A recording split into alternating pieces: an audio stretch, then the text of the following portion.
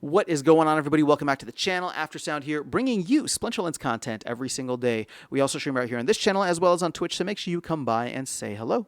This video is also brought to you by My Music, which is available anywhere you stream music under the name Aftersound. And I do have a new song out recently called Dreamin' the Deep Source Remix, so check it out. Let me know what you think, and I appreciate the support. All right, guys, let's talk about DEC. This is a little bit of a follow-up to the last video I put out talking about the fact that we have 1 billion SPS staked currently, which is a major milestone, but this is a follow-up, more so like a check-in with the amount of DEC that is currently being held by the team and when we can expect the flywheel to get back into motion. Now, the previous videos that I've done last month, maybe 2 months ago, we estimated to be somewhere beginning of September to mid-September, but I was kind of including both what the company was holding as well as what we saw in pools.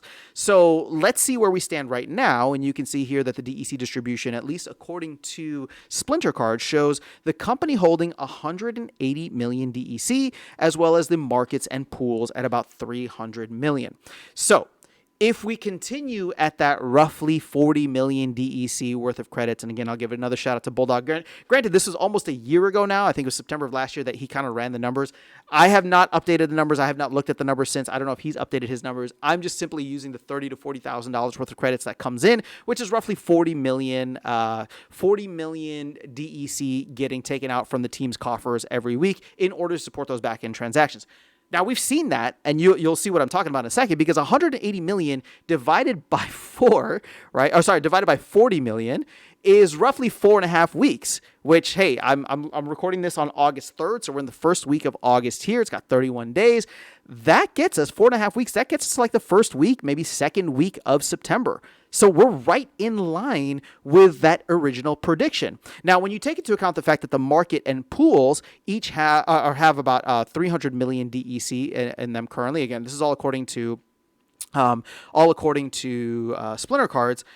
My threshold for that was 250 million. Once we're able to get from 300 million down to 250 million, that is when we saw us reach peg during the lead up to Conclave Arcana. And as you can see here, we are 15% below peg, right? So peg is $1 per thousand. We're right now at 85 cents per thousand. So the team wouldn't be buying SPS first. If they needed DEC, they would need to go to the marketplace and start buying DEC off the marketplace. For them, they get a 15% discount, and then they get to do back-end transactions off of that higher price. So that would actually be beneficial for them. But what's the real thing that we want to see? We want to see the SPS flywheel. So instead of the team buying DEC, we want to see them buy SPS and burn it for said DEC to facilitate those back-end transactions, which once again, if we do the math, right, we'll just say roughly 50 million DEC to get us from 300 down to 250, plus the 180 that the company is currently showing. That's 230 million. We'll just round up to 240 million. That's about 6 weeks, right? 240 million divided by 40 million is roughly 6 weeks. So we're sitting at the beginning of August. That gets us to mid-September. I think that timing is perfect. Nothing has really changed. We are on track for that, slowly and steadily grinding away. So shout out to everybody who's been playing and participating, burning DEC by just playing the game here and there or buying packs and locking up more DEC in the DAO. I haven't been following where that's at. So, if anybody's got info, definitely let me know. But, the simple fact is that the company is having to issue out DEC for a lot of these back-end credits transactions, which is fantastic. So in the grand scheme of things, and I'll close out with this, September is generally a slow month for crypto, right? So, or just Bitcoin in general, and obviously that extends to crypto. There's the whole wake me up when September ends. September is usually red. And then we get into October, which I think people are more excited about. So I can see this playing out, and I have the patience to sit through both August and September. So instead of it being 6 weeks, I can see us kind of like lumbering through this for 8 weeks, or even if we get, DEC back up to peg and the team runs out, I can see things really starting to take off late September, early October, especially if the rest of the market starts to cooperate and we start to see Bitcoin put in higher numbers or just do what it does in the fourth quarter of the year following the halving.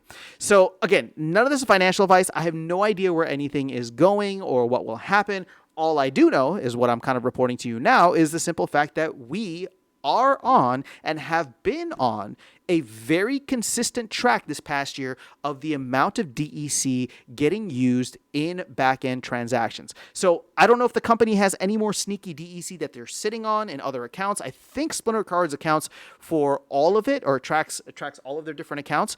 And again, it's been quite reliable in the past, right? Once this starts to get down into the 30-40 range, we do see the team go in and buy a significant amount.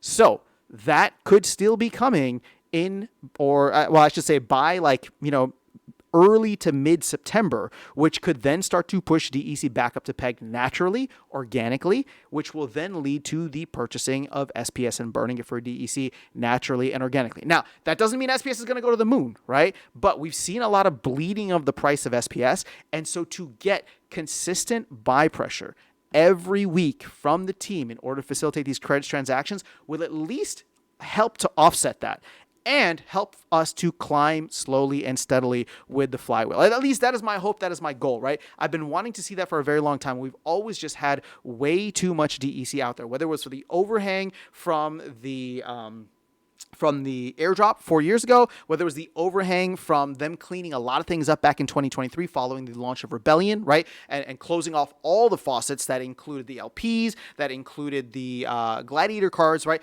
All of that stuff led to way more DEC being in the ecosystem. And then we've slowly and steadily eaten through that and seen the flywheel get activated. But the most recent overhang is coming in from the Conclave Arcana presale, and we are eating through that and will hopefully be there within about 3 months of the presale ending, which means, right, the sale is going to go on for 10 months, I believe. So that leaves a good 7 months available from September to maybe March of next year or April of next year, where we will see the, a good amount. Actually, no, it'd be 4 months. So 4 months, within 4 months. So that would leave about 6 months worth of slow and steady flywheel action.